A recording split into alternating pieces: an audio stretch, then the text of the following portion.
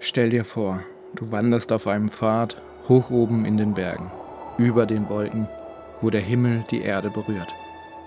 Du fühlst dich frei, fast als würdest du fliegen. Die Welt mit all ihren Problemen unter dir wirkt klein und fern. Deine Sorgen verschwinden im Nebel.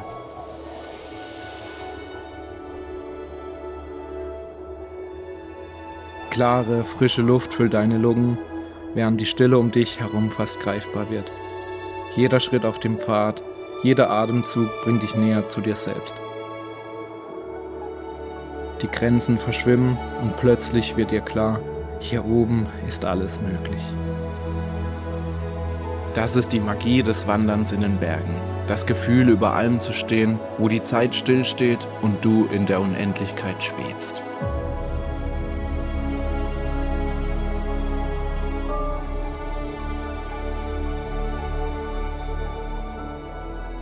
Epische Worte, wundervolle Bilder, das kennt ihr sicher schon. Doch in diesem Video gehen wir wieder einen Schritt weiter. Wir zeigen nicht nur die Schönheit der Natur, sondern auch die Schattenseiten einer Fernwanderung. Manchmal bedeutet das nämlich, Pläne zu ändern, Routen abzukürzen und gebuchte Übernachtungen zu stornieren. Die unberechenbaren Tücken des Wetters, die Anstrengungen beim Aufstieg, schlaflose Nächte und schmerzende Körper. All das gehört dazu. Das ist die wahre Geschichte des Wanderns. Oft ein Kampf gegen die Natur und manchmal auch gegen sich selbst. Wir sind Lena und Alex in den Picos de Europa.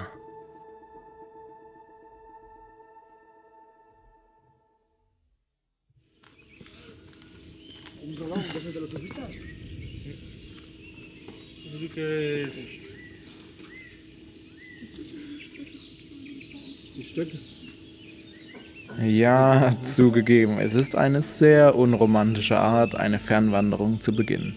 Aber Fuente D ist nicht nur wegen der Gondel ein taktisch guter Einstiegsort für eine mehrtägige Rundwanderung in dem nordspanischen Gebirge. Ein sicher zu scheinender kostenloser Parkplatz direkt am Start-Zielort und die ersten 800 Höhenmeter umgeben wir gleich mit. Den Einstieg aber haben wir uns so nicht ganz vorgestellt. Eine Handvoll Schulklassen und 30 bis 40 andere Wanderer.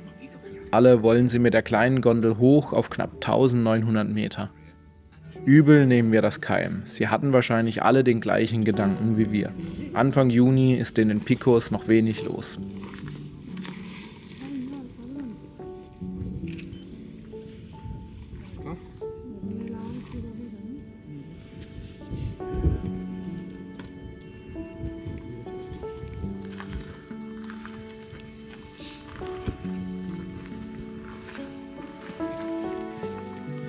Echt gleich froh, wenn man die ganze Touristen hinter uns gelassen haben. Es ein bisschen ruhiger wird. Naja, vielleicht noch eine halbe Stunde.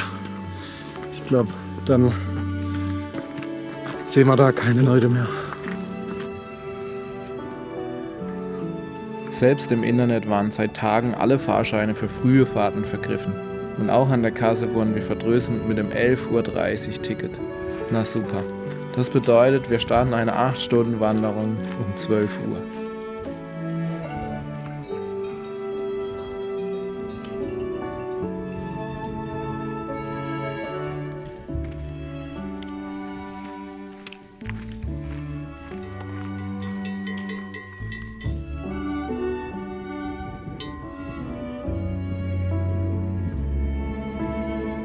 Der Start unserer 8-tägigen Fernwanderung ist ein wahrer Genuss. Es geht leicht bergab durch ein spektakuläres Tal. Links von uns das Oriel, rechts das Andara-Massiv.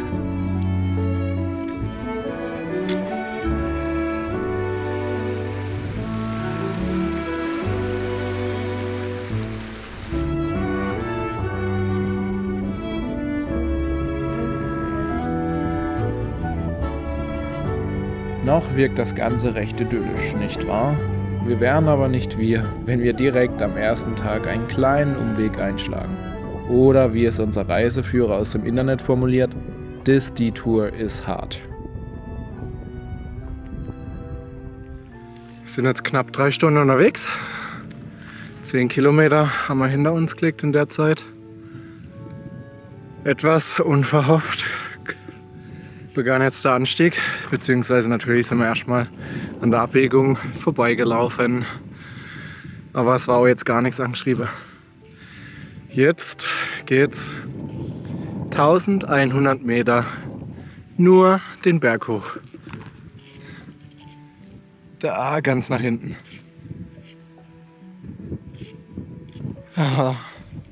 An dieser Stelle hätten wir es uns wirklich sehr einfach machen können. Bis Sodres, dem nächsten Dorf mit Unterkünften, wäre es noch 1-2 Stündchen gewesen. Entspannter erster Tag. Gut zum Reinkommen und doch viel gesehen. Wir entscheiden uns aber für die Tortur.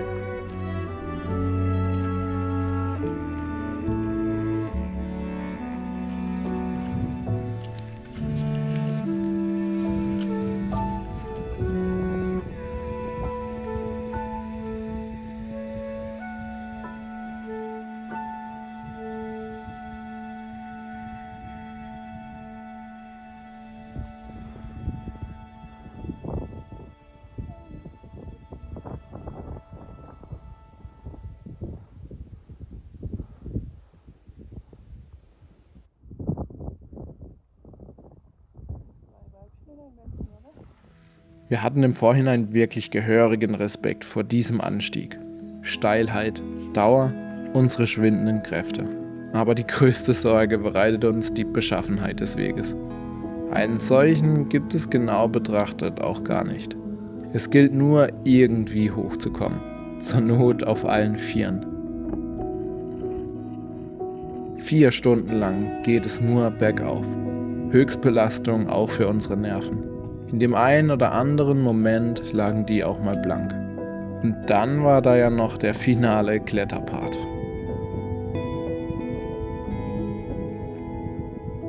Pass ein bisschen auf jetzt. Vielleicht watsch kurz.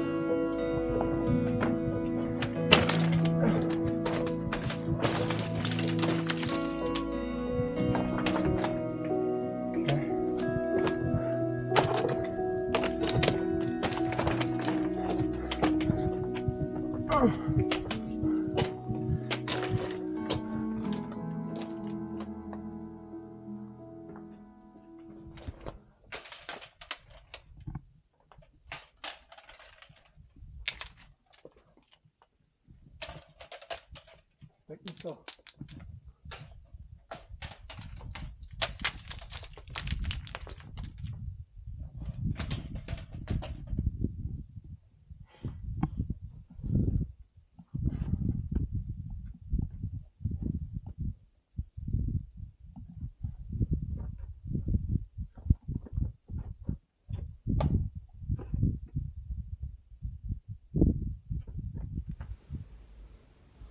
Das rechte Bein hochziehen und schau mal auf den Stein, wo er im Weg steht. Ja, oder den draufsetzen. Ja.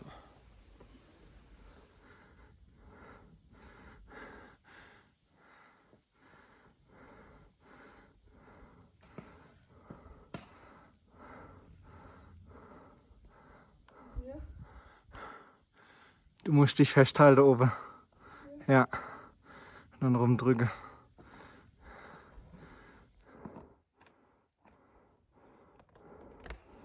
Voll gut. Ja, jetzt hast du es geschafft. Schau mal. Oh, Scheiße.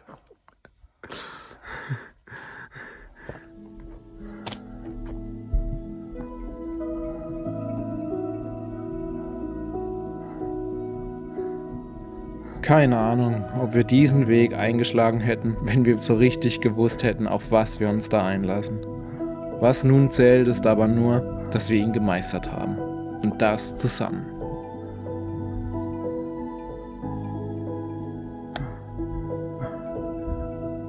Was für ein Scheißberg. In Momenten wie diesen, wenn die größte Anstrengung des Tages überwunden ist, beginnt der Kopf auf Hochtouren zu arbeiten.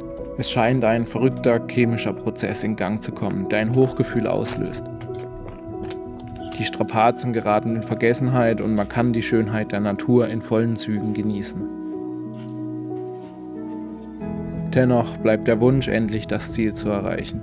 Diese Mischung aus Erschöpfung und Euphorie macht diesen Moment immer wieder so intensiv und einzigartig. Jeder Wanderer kennt's. Das beste Gefühl am Tag, wenn man die Hütte sieht. Vor allem nach 8,5 Stunden. Und jetzt kurz nach 8. Alter. Jetzt sind wir warm, oder? Kann man so sagen. Unsere erste Unterkunft, Caseton de Amdara. Sehr, sehr einfach.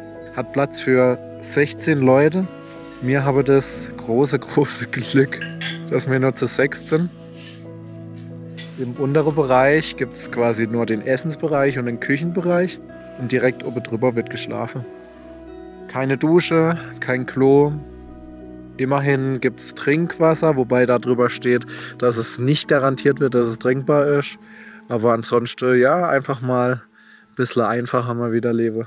Hat schon was. Und hier, die Aussicht ist herrlich und vor allem die Ruhe. Da unten springt der Reh rum. Das hat man nicht alle Tage.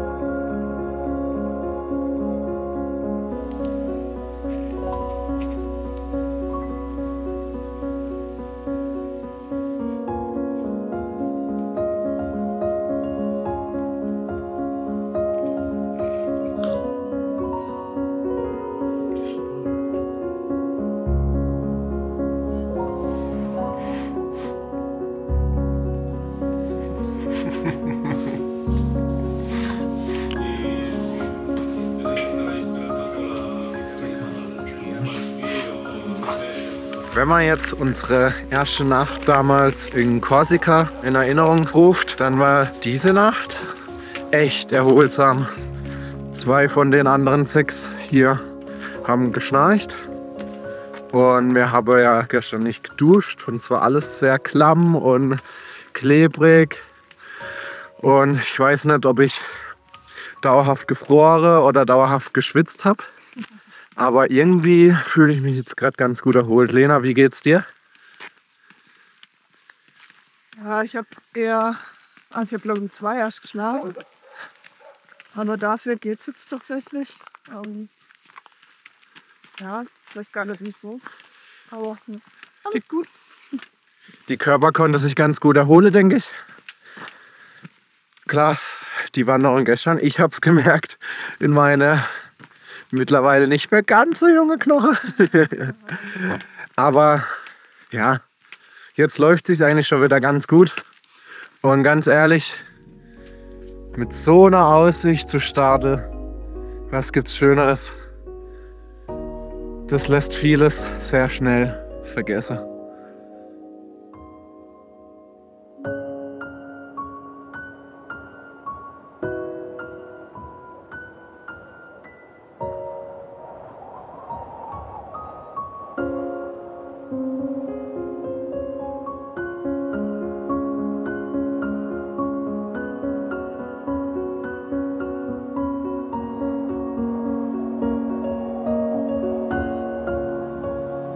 Die ersten paar Kilometer bis Sotris sind jetzt wirklich eine wahre Genusswanderung. Ist so herrlich. Natürlich der Aufstieg gleich am Anfang wäre geschickter für den Kopf, wenn man später so einen Weg hätte. Aber natürlich, um reinzukommen, wenn die Knochen noch ein bisschen kalt sind, und man ein bisschen was zur Schau hat, Herrlich, es gibt nichts Schöneres. Und für solche Aussichten gehört es einfach dazu, dass es dann ab und an wieder hochgeht. Aber die Abwechslung macht es dann aus. Und bisher haben wir die auf dem Weg absolut.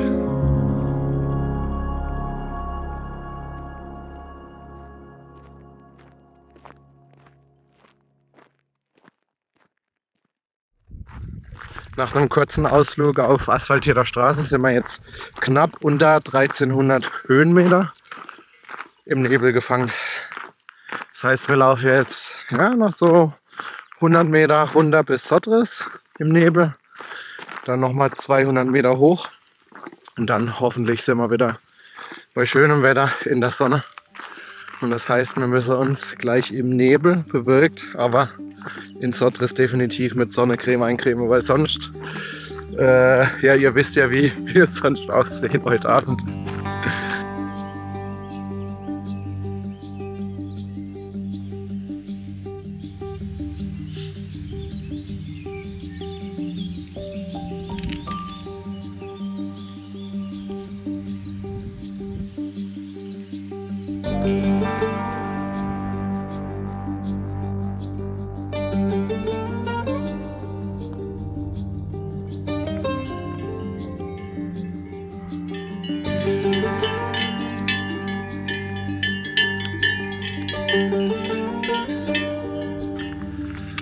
War jetzt echt richtig angenehm, im Nebel zu laufen, aber für den Kopf ist jetzt gut, dass sie da aufklart und wir sehen, wo wir laufen.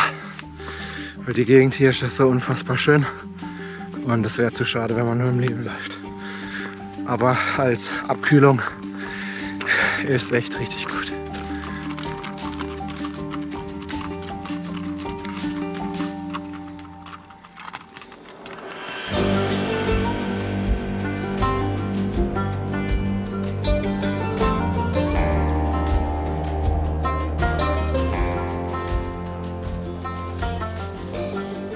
Eine kleine Ewigkeit laufen wir auf den Arranco de Bulnes zu, bekannt für seine markante, fast senkrechte Westwand und deswegen ein legendäres Ziel für Kletterer.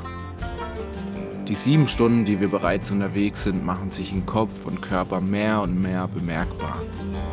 Was uns in solchen Momenten antreibt? Zum Beispiel die Urielo-Hütte, an der wir uns ein kühles Lemon Soda gönnen wollen. Für heute ist diese jedoch nicht unser finales Ziel. Es geht nochmal 3,5 Kilometer weiter in eines der abgelegensten Gebiete des ganzen Gebirges. Und laut unserer Wander-App werden wir für diese Strecke weitere 3,5 Stunden benötigen. Das ist jetzt wie Treppe eigentlich. Ich nur die richtige Stufe finde.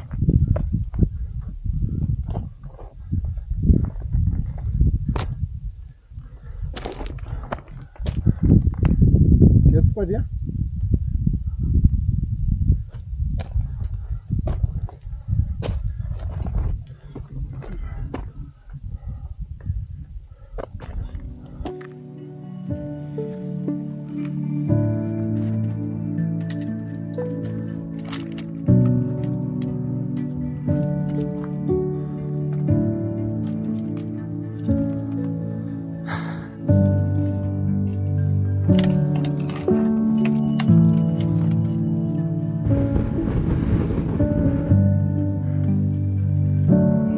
Gleich hast du es geschafft. Dann geht's auch noch runter.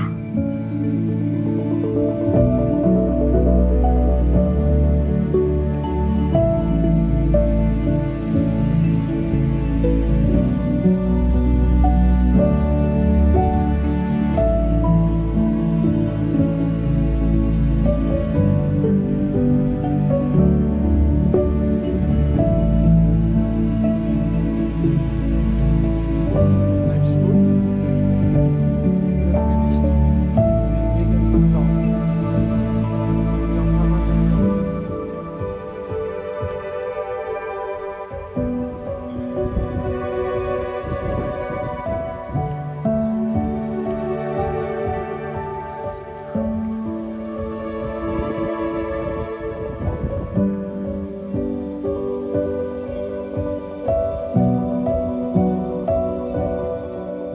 den Titel am schlechtesten zu erreichende Hütte in ganz Spanien.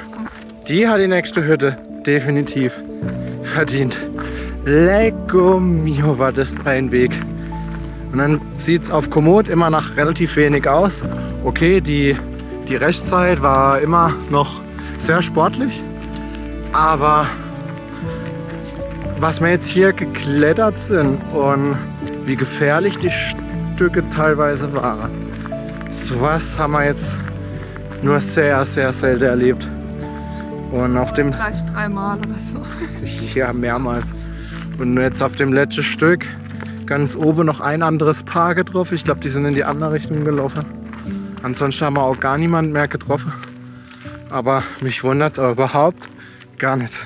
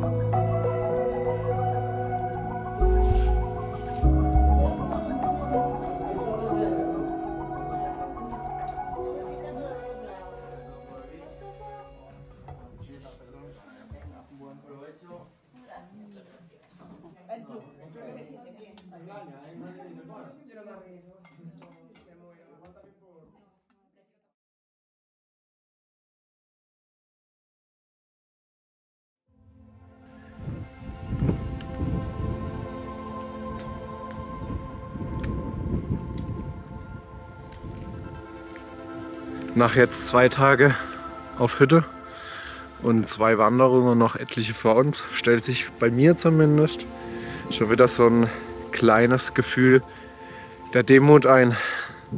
Man schlaft hier mit mehreren Leuten im Schlafsaal. Es ist alles ein bisschen unbequemer. Kissen sind gummiartig. Es ist alles so ein bisschen klamm, wenn man schläft. Klo ist wie hier in dem Fall 50 Meter von einem weg. Die nächste Wasserstelle 100 Meter mit Höhenmeter. Und da wird einem bewusst, wie gut es einem zu Hause geht. Einfach purer Luxus, was mir da habe.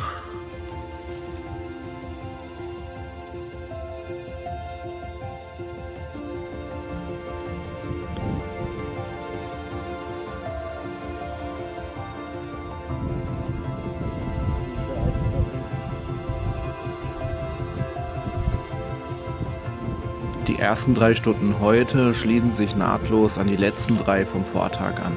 Viele Kletterparts. Mal geht es hoch, oft geht es runter.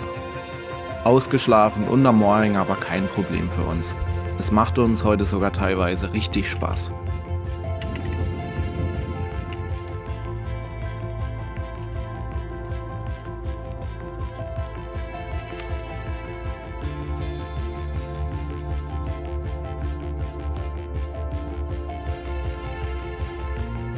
Die Stimmung steigt und steigt und das Höhenprofil sieht für heute nur noch Abstieg vor. Der schwierige Part liegt vermeintlich hinter uns. Wie so oft auf unseren Wanderungen ist es besser, dass wir zu diesem Zeitpunkt nicht ahnen, was uns heute noch alles erwartet.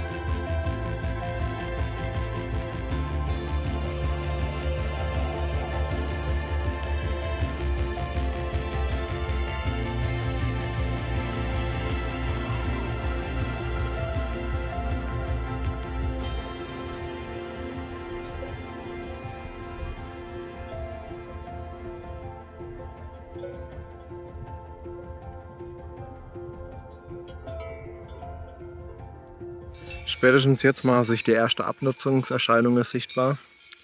Lena hat an der Innenseite vom Knie eine Reizung, Entzündung, wie auch immer. Hat jetzt gerade die 2. Ibuprofen genommen. Angefangen hat es gestern irgendwann mittags. Die gestrige Tour war einfach ein bisschen zu lang.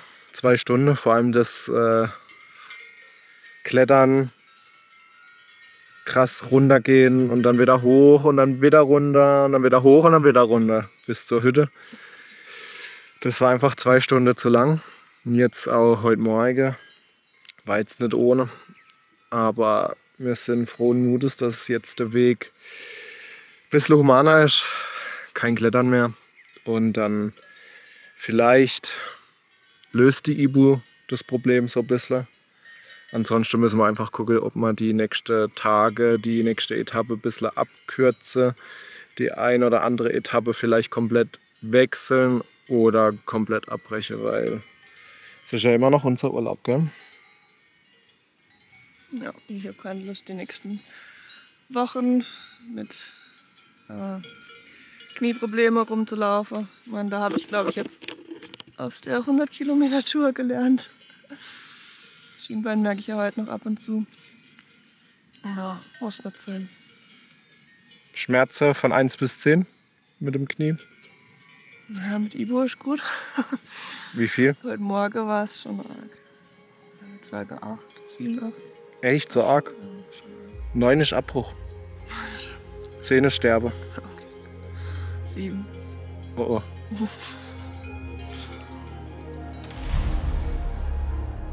Bereits bei unserer Routenplanung zu Hause begehen wir hier vielleicht einen folgenschweren Fehler.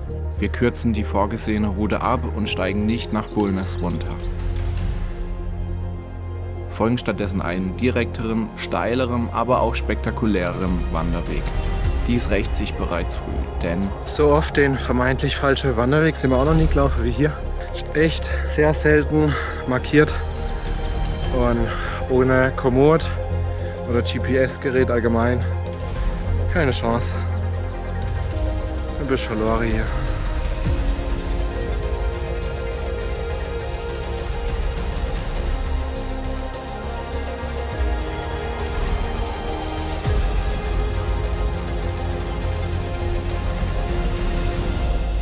So krass es hier auch aussieht. Man kann es nicht genießen so richtig. Hier gibt es einfach keinen Weg. Wir haben gerade keinen Plan, wie man hier runterkommen soll. Theoretisch müsste man hier in einer großen Kurve runter. Ja. Ich glaube, das kann man jetzt gerade gar nicht nachvollziehen.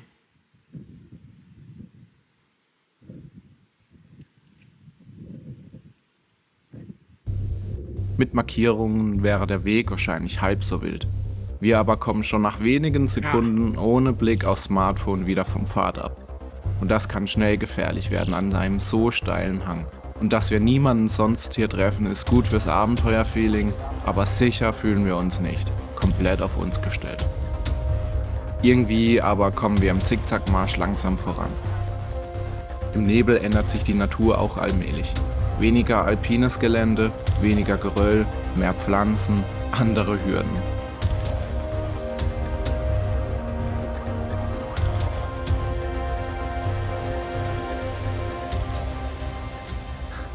Hey, wir laufen jetzt durch so ganz kleines Gebüsch, gerade so hoch wie meine Knie, kratzt ohne Ende und ist batschnass. Ey, meine Schuhe, unsere Schuhe. Meine Hose. Das ist für sich gesehen nicht schlimm, aber jetzt, nachdem er schon ewig runtergegangen ist und jetzt noch weiter runtergehen muss, das Fass ist so langsam im Überlauf.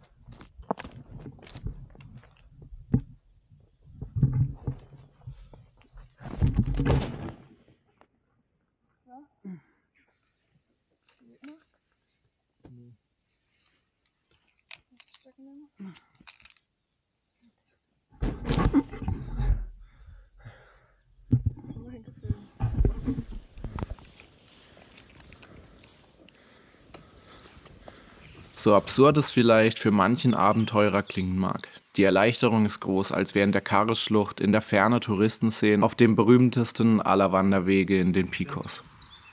Der Weg dorthin gestaltet sich aber nochmal abwechslungsreich. Natürlich müssen wir zunächst bis ganz runter zum Bach absteigen, um dann ebenso steil wieder zum finalen Abschnitt für heute aufzusteigen.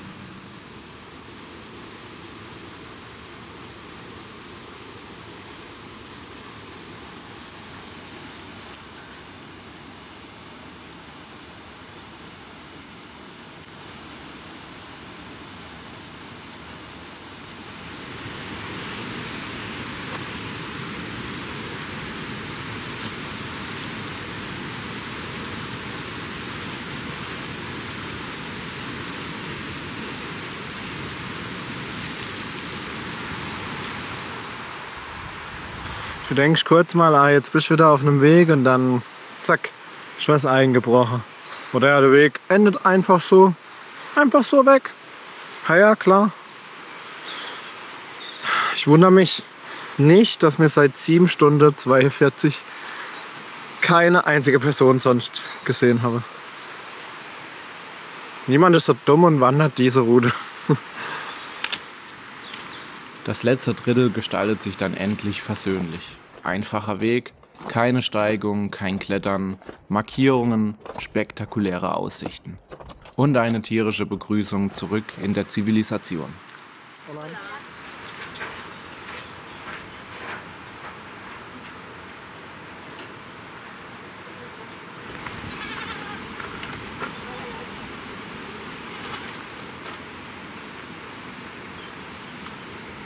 Angekommen im kleinen Dörfchen Kain gilt es dann aber endgültig darüber nachzudenken, wie es die nächsten Tage weitergehen soll.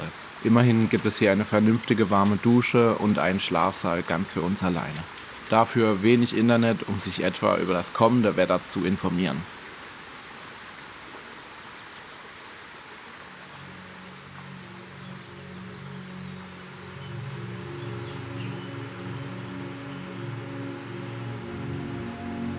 Wir haben jetzt folgende Situation. Gerade ist zwar noch gutes Wetter, aber die Wettervorhersage heute und am Morgen ist sehr schlecht. Es soll regnen, vielleicht sogar gewittern. Jetzt ist aber so, Lenas Knieschmerzen sind nicht wirklich weggegangen, sind noch da. Und wir haben heute jetzt einfach 1200 Meter hoch, was natürlich fürs Knie überhaupt gar nicht gut ist. Wir haben jetzt gerade 3 Alternativen. Eine Alternative wäre 90 Kilometer irgendwie mit den öffentlichen Verkehrsmitteln zurück zum Auto zu fahren. Ist eigentlich die allerletzte Option gerade. Weil wir haben die nächsten 4 Hütten schon vorgebucht. Klar, ein bisschen Geld bezahlt, darum geht es aber nicht. Allerdings kommen wir eben nur sehr schwer zum Auto zurück.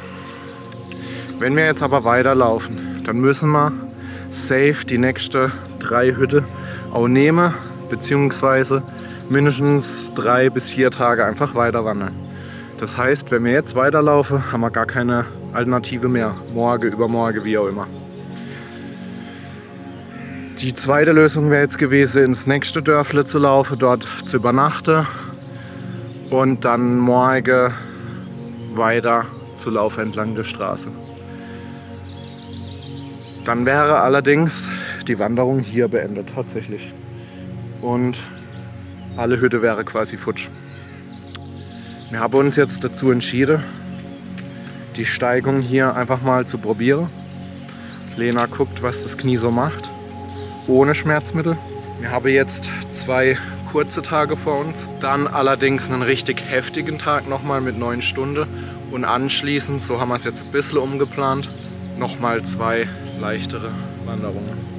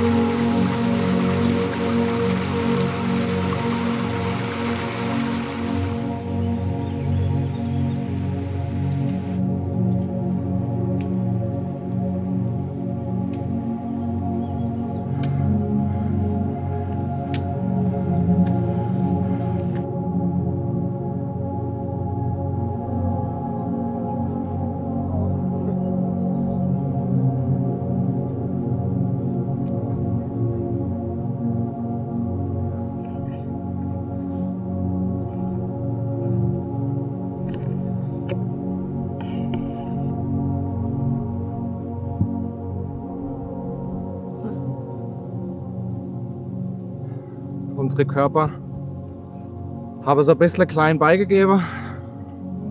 Geht ganz gut. Und mittlerweile macht jetzt endlich mal wieder der Hauptgegner ein bisschen Sorge. Das Wetter. Nebel, der jetzt aufzieht, kein Problem. Aber wenn es regnet oder gewittert sogar, dann gute Nacht hier.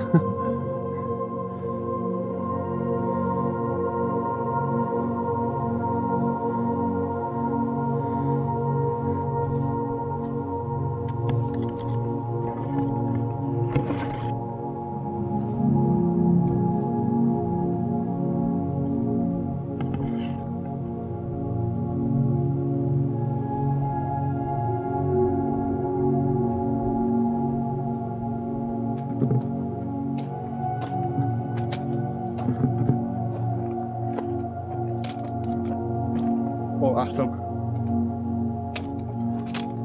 Bald mal weg.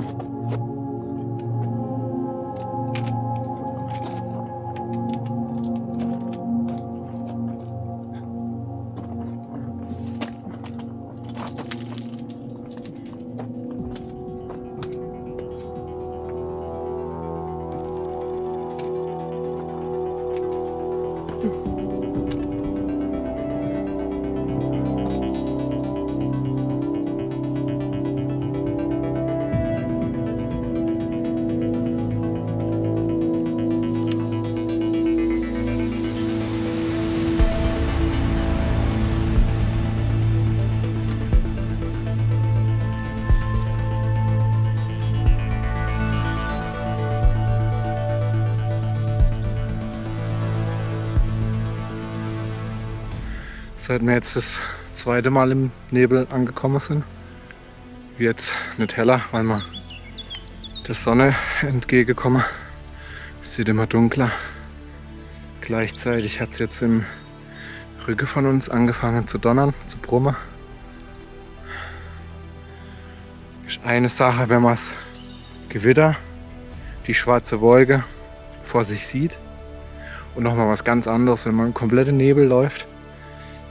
Man sieht überhaupt nicht, wo es hingeht und weiß auch nicht, ob das Wetter kommt oder nicht. Oder ob es gleich anfängt zu regnen. Es geht gerade gar kein Wind. Ist so krass, surrealistisch, finde ich.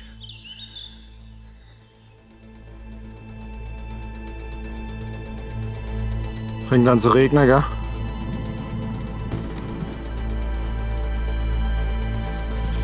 Regendinger aber drüber machen. Ja.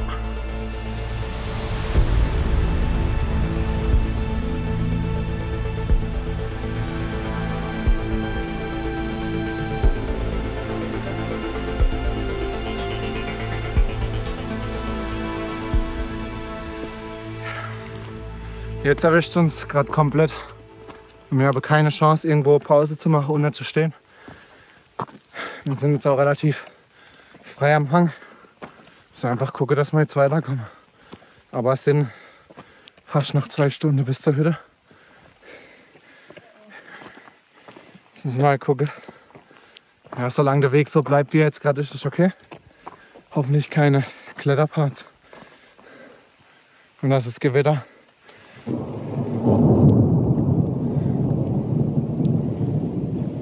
Wegzieht. Ja, wir können noch weiterlaufen, oder? Das bringt nichts. Wenn wir jetzt stehen bleiben, kühlen wir auch noch aus.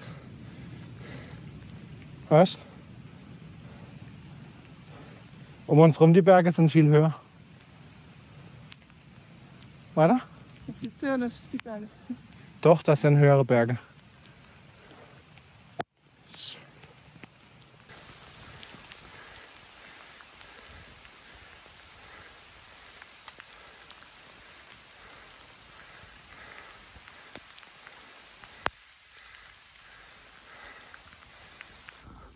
Lasst es uns an dieser Stelle nicht dramatischer machen, als es tatsächlich war. Eine halbe Stunde lang sah es wirklich nicht ganz so gut aus. Wir wussten nicht genau, ob das Gewitter nicht doch zu uns ziehen würde. Es kam jedoch nie näher als ein paar Kilometer und löste sich bald auf. Gewitter klingen aber nun mal, wenn man selbst draußen und vor allem in den Bergen ist, um einiges bedrohlicher. Im leichten Nieselregen schafften wir so recht zügig die letzten Höhenmeter bis zur Ario-Hütte. Trotz des dichten Nebels scheint hier die Welt noch in Ordnung zu sein.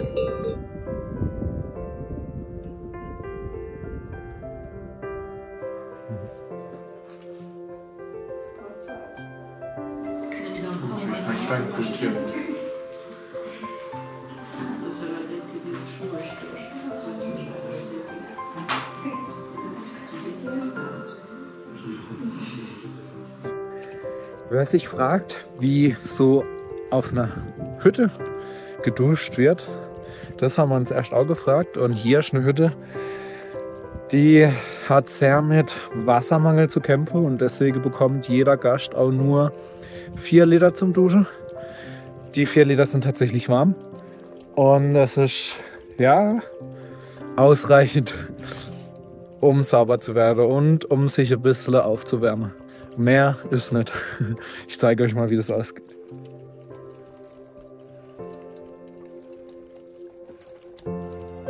Und zwar haben wir hier von der Wirtin so einen Duschsack bekommen. Da puppe ich Druck rein.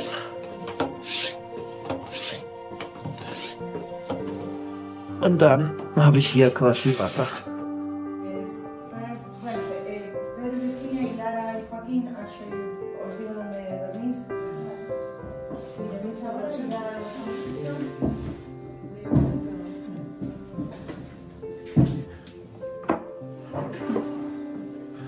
Und geschlafen muss hier auch irgendwo werden. Und das passiert heute Nacht hier oben. So, solange die Hütte nicht ausgebucht ist, schaut ihr auch immer, ihr seht jetzt, dass hier jemand schlaft, hier jemand nicht, hier jemand schlaft und hier jemand nicht. Das ist einfach ein bisschen aufgeteilt ist. Das ist schon noch angenehmer. Also in dem Raum hier mit 16 Leute und von 16 Leute schnarche mindestens 3. Mindestens 3. Und es reicht schon einer. Wir können aus Erfahrung sprechen, vor allem Lena, sie kennt ja schon einen. Du bist eher ein Schnaufer, kein Schnarcher. Ein Schnaufer.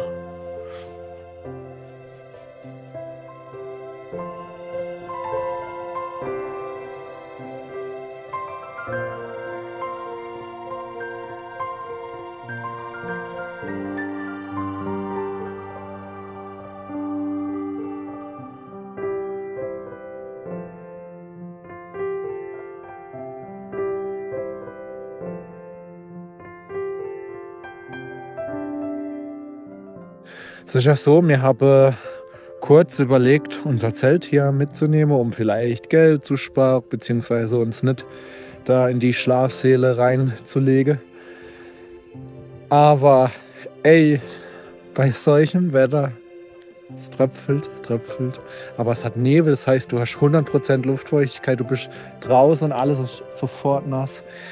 Und da sind wirklich 3 Zelte, also 3 bis 6 Verrückte, die heute Nacht hier draußen schlafen. Und ich wette, schon bevor man es aufgebaut hat, ist alles wieder batschnass. Krank, absolut krank.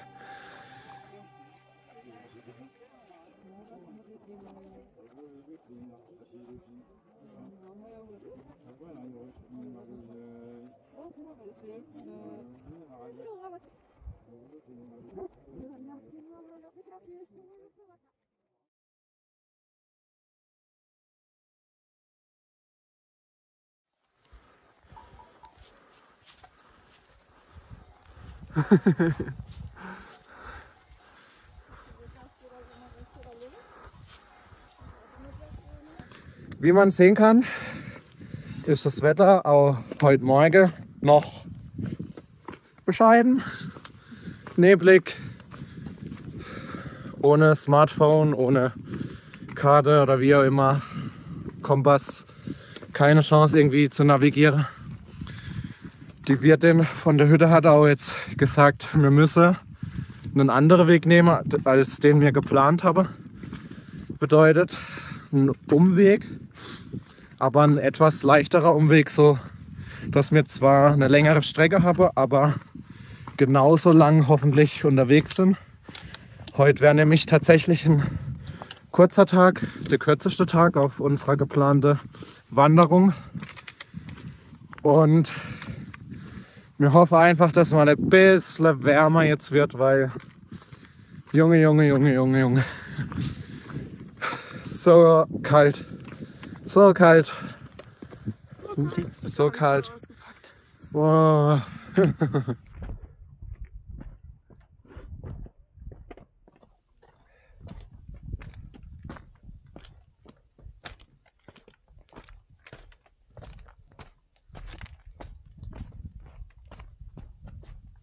An Tagen wie diesen und an Wetterbedingungen wie diesen merkt man, wie gut vorbereitet wir doch eigentlich waren bei unserer Alpenüberquerung. Ich meine, wir hatten dort wirklich 0,0 Erfahrung mit alpinen Bedingungen oder Wanderungen im Regen. Und jetzt hat es ja wirklich 100% Luftfeuchtigkeit. Natürlich eine andere als in der Trope. Aber wir haben immer noch das gleiche Equipment wie damals. Und das ist völlig in Ordnung. Wir frieren nicht. Es ist alles klamm gewesen heute Morgen beim Anziehen. Aber sobald man sich irgendwie dran gewöhnt hat, ist völlig in Ordnung. Und Lena hat jetzt eine Regenhose an. Wie fühlt sich's an? Gut. Gut. Die ist hier patschnass. Mhm. Aber trotzdem geht's für sie einigermaßen. Ich glaube, ohne wäre es nicht so kalt. Krass, du bist auch komplett nass. Mhm. Und ich sehe es auch in meinen Wimpern.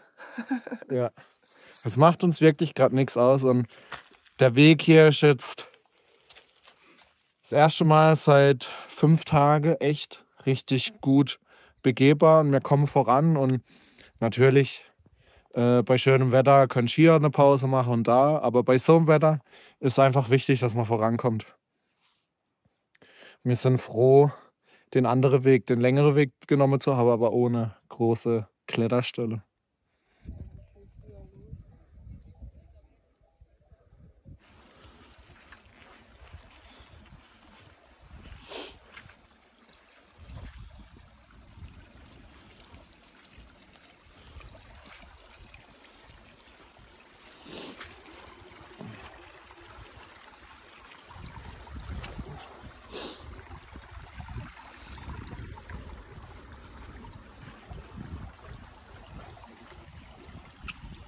Oh.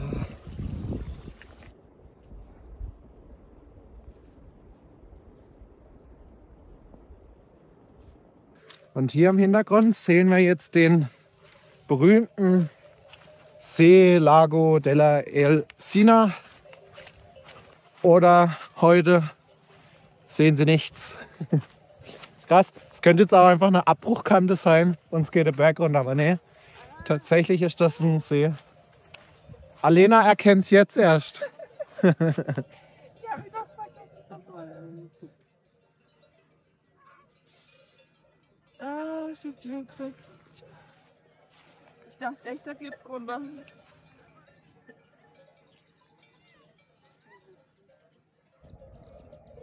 Hier ist bestimmt schön.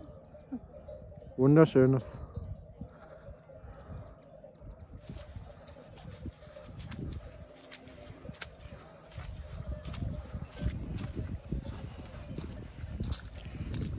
Oh.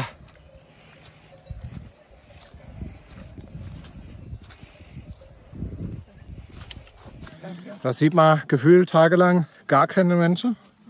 Und dann auf einmal 150, 200 auf einem Fleck stehen sie da inmitten des Nichts. Das Wetter ist brutal schlecht. Mit ihren Daypacks, Kühltasche und sonst. Also ganz komisch. Bei dem Wetter Wenn ich jetzt ein Tier entlang wandern müsste, wäre ich hier zu allerletzt.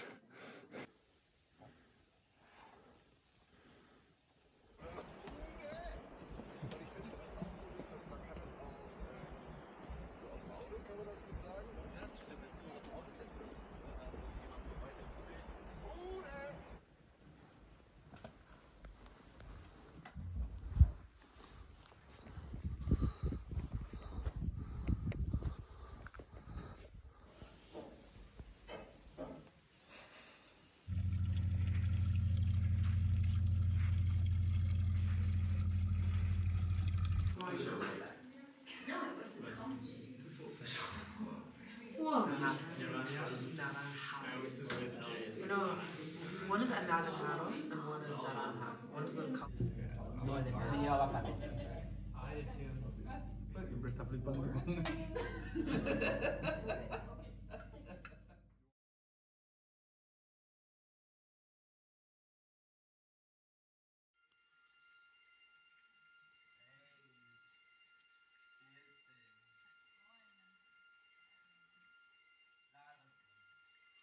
Tag 6 und die Probleme werden so langsam überbordend. Lena hatte 2 Zecke, die sie aber relativ problemfrei wegmachen konnte, zumindest die zweite. Außerdem hat sie eine fette Nagelbettentzündung am großen Zeh. Übers Knie wollen wir gar nicht erst reden. Außerdem wollen wir nicht drüber reden, wie wir heute Nacht geschlafen haben. Ich glaube, ich habe in meinem Leben noch nie jemand so laut schnarchen gehört. Wahnsinn. Aber ich war wohl so müde von den letzten Nächten. Ich habe es nicht so gehört. Ich habe aber heute Nacht auch mit Ohrstöpsel in der Ohren geschlafen, also mit Musik drauf. Man merkt jetzt einfach, auch schon bei der Alpüberquerung hat man immer gesagt, so nach 6 Tagen machst du nur einen Pausetag und der ist jetzt überfällig, wenn wir weiterlaufen würden. Aber wir sehen jetzt so ein bisschen das Ende am Horizont. Wir werden unsere 8-Tages-Wanderung definitiv durchziehen. Weil keine andere Wahl. Weil keine andere Wahl, genau. Es gibt nur sehr wenige Busverbindungen und wir müssen jetzt einfach die letzten 3 Tage durchziehen. Die Entscheidung haben wir ja in Caen getroffen, dass wir das jetzt so durchziehen. Ja. Im Nachhinein, bei dem Wetter, hätte man die Entscheidung wahrscheinlich ein bisschen anders getroffen. Aber die Hoffnung auf den heutigen Tag, dass man auch landschaftlich noch mal was erleben werde, die ist sehr, sehr groß. Weil heute soll das Wetter noch mal gut werden.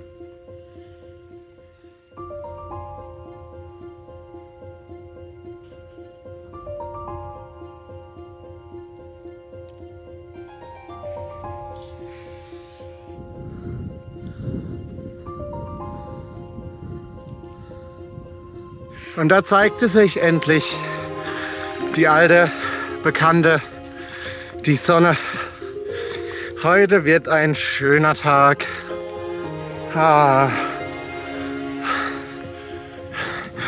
Es ist nicht nur wärmer, man sieht nicht nur mehr von der Landschaft, auch die Seele fühlt sich ein bisschen wohler. Ja, jetzt mal wirklich Spaß beiseite, aber genau das macht's Wandern aus, solche Momente, nachdem man 2, 3 Tage lang Sauwetter hatte und dann in so einer Landschaft und Sonne auf einmal durchsticht. Mega. Entschuldigt sehr, sehr, sehr, sehr vieles.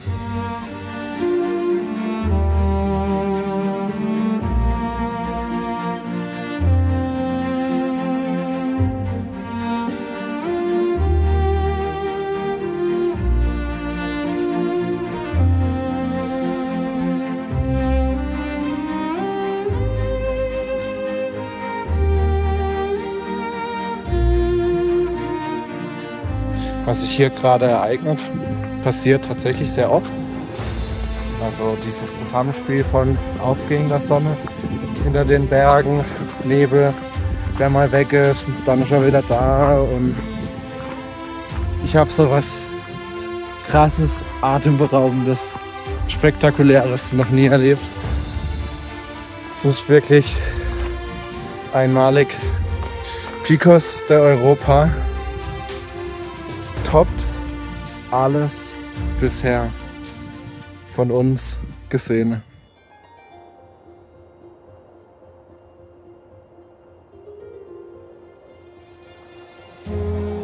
Was wäre nur passiert, hätten wir unsere Wanderung in Caen abgebrochen, um mit dem Bus zurück zum Auto zu fahren. Gewiss hätten wir woanders eine gute Zeit gehabt. Aber den heutigen Tag hätten wir so nicht erlebt und als eine der schönsten Wanderungen unseres Lebens in Erinnerung behalten. Die wahre Geschichte des Wanderns bietet auch das perfekte Gleichnis für das ganze Leben. Du planst, du beginnst, du genießt, du stolperst, du fällst hin. Deine Pläne ändern sich. Du stehst wieder auf, du setzt einen Schritt vor den anderen. Und du wirst belohnt mit all den schönen Dingen, die es auf dieser Welt gibt.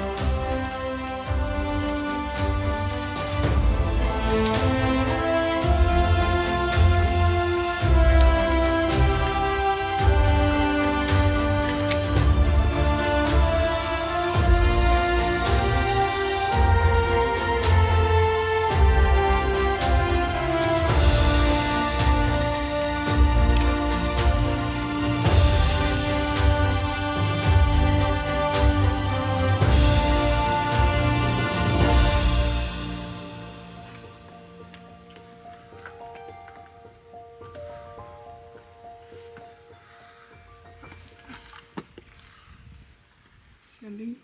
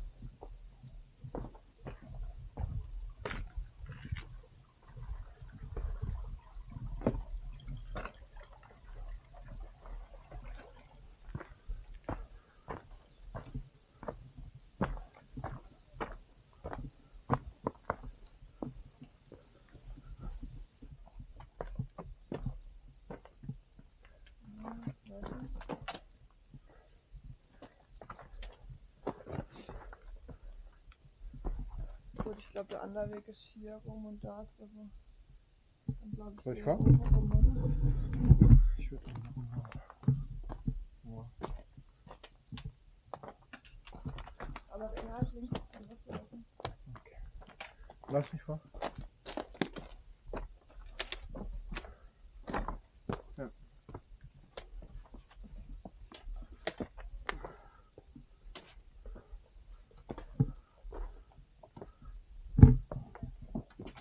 Jetzt?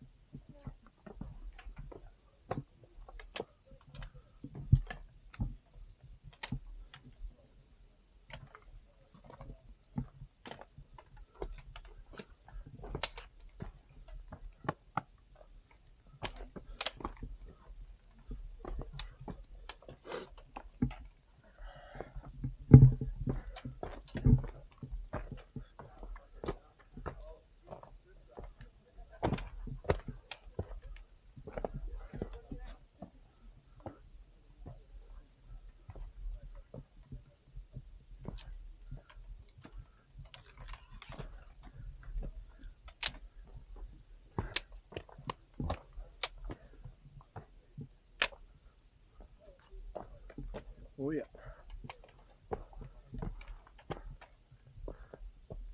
Ah, Lena. Das muss diese sehr gefährliche Stelle sein.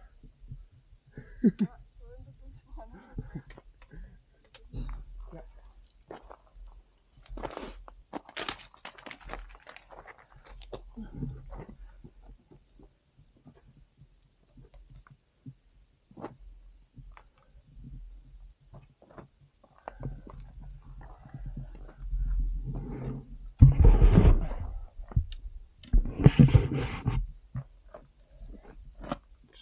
Mehr Stöcke.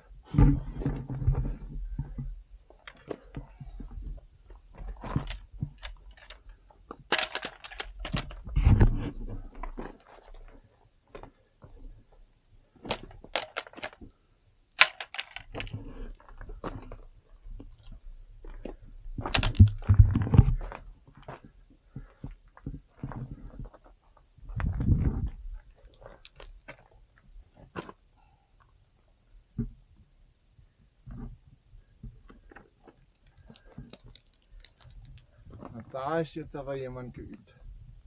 Profi.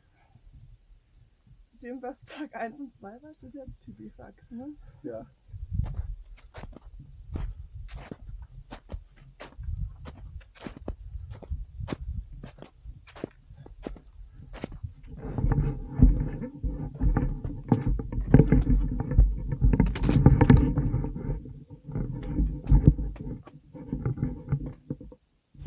Käfertechnik. Alle Viere.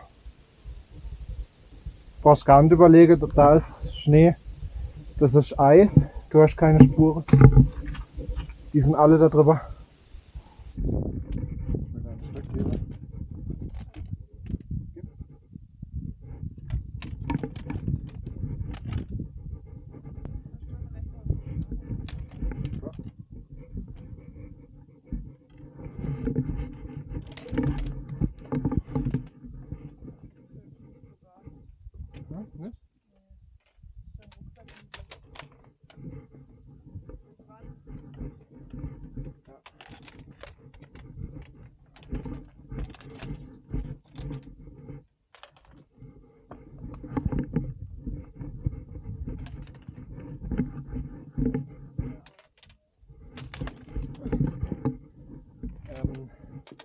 Du hast immer wieder schön was zum Greifen.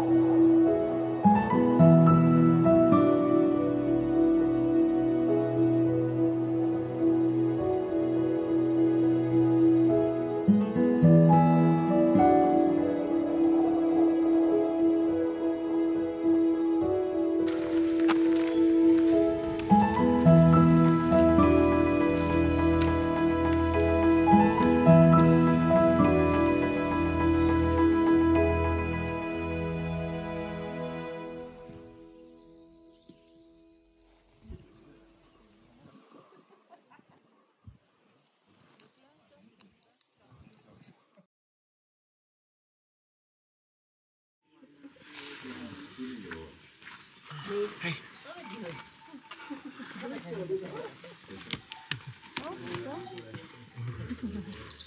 glaube, der hat alles. Ein kleiner, großer Angsthasen.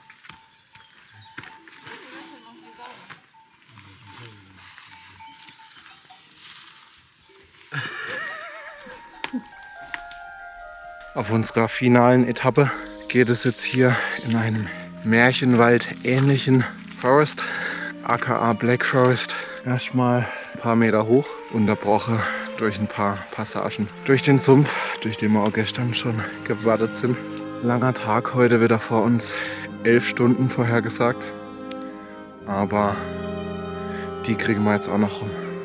Die Vorfreude steigt auf nicht stinkende Klamotten.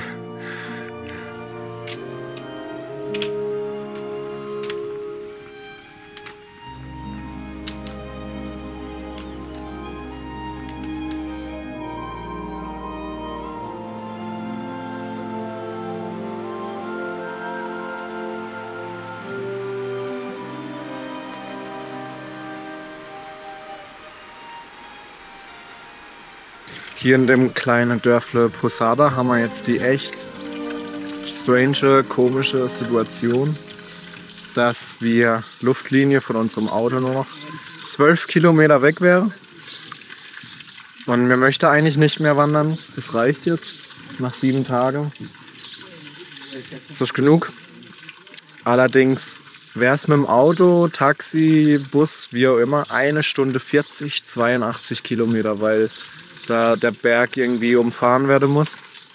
Das heißt, uns bleibt jetzt nichts anderes übrig, als 6 Stunden lang nochmal über den Berg, nochmal 800 Höhenmeter. Und dann sind wir bei Fuente, unserem Zielort.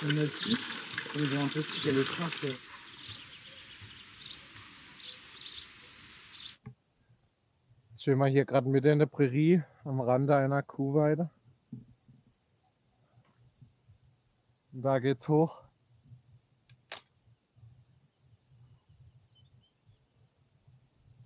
Manchmal erfindet Komoot leider Wanderwege.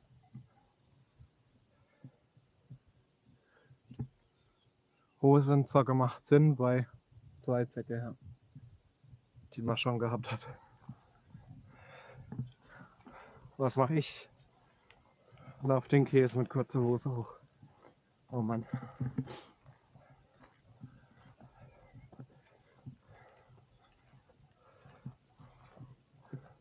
Weil die Decke kann auch vom Bauch oben kommen.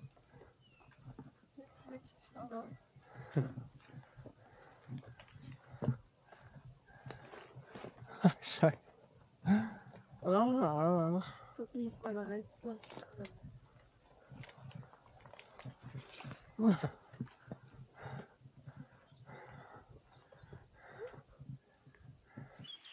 Ich sehe es noch.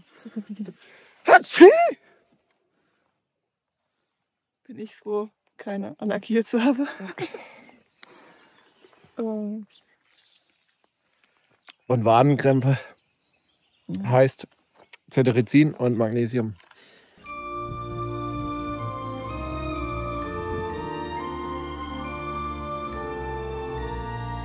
Mit einer wahren Genusswanderung von Posada bis Fuente verabschieden wir uns von den Picos.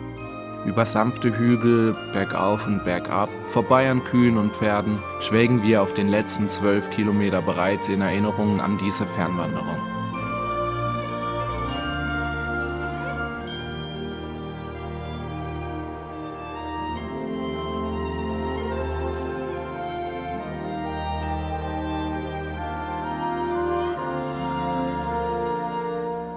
Natürlich, wir können an dieser Stelle auch von den ganzen Wehwehchen berichten, die wir mit ins Ziel schleppen. Muskelkrämpfe, Schürfwunden und verlorene Zehennagel.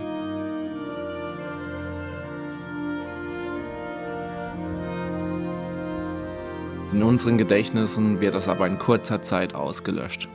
Es verbleibt das Positive. So ist das nun mal beim Wandern und im Leben.